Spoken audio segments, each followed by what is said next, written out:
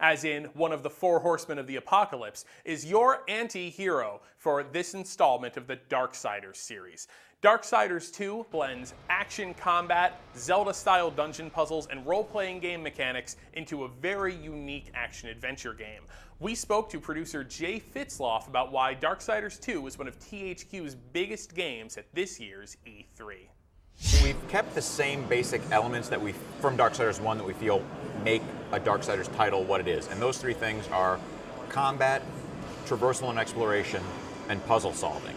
So Darksiders 2 still has that blend of those elements, but we've increased all of them, and then we've added a lot of new features to kind of up the ante with Darksiders 2. So we got stuff like level ending experience system, randomly generated loot when you kill creatures, open chests. There's like literally hundreds of thousands of different items to find. It's a much bigger world. We've got side quests, we've got areas to explore. So it's the same basic feel of Darksiders 1, but just a much larger and broader game with even more elements than the first game had, if you can believe that.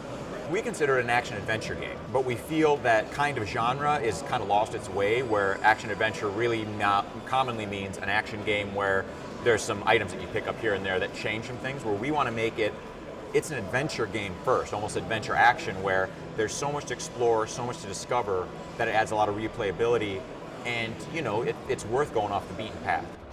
In Darksiders 2, Death has a lot of different weapon types. So there's the scythes, his dual scythes, those are the standard methods, the ones you start with. Then there's two classes of secondary weapons. There's heavy weapons and light weapons. There's this wide variety, so there's something for what you would gravitate towards, you'll find it within Darksiders 2. Well, what sets Darksiders 2 apart is it has so many elements and so much going on that it's practically its own genre.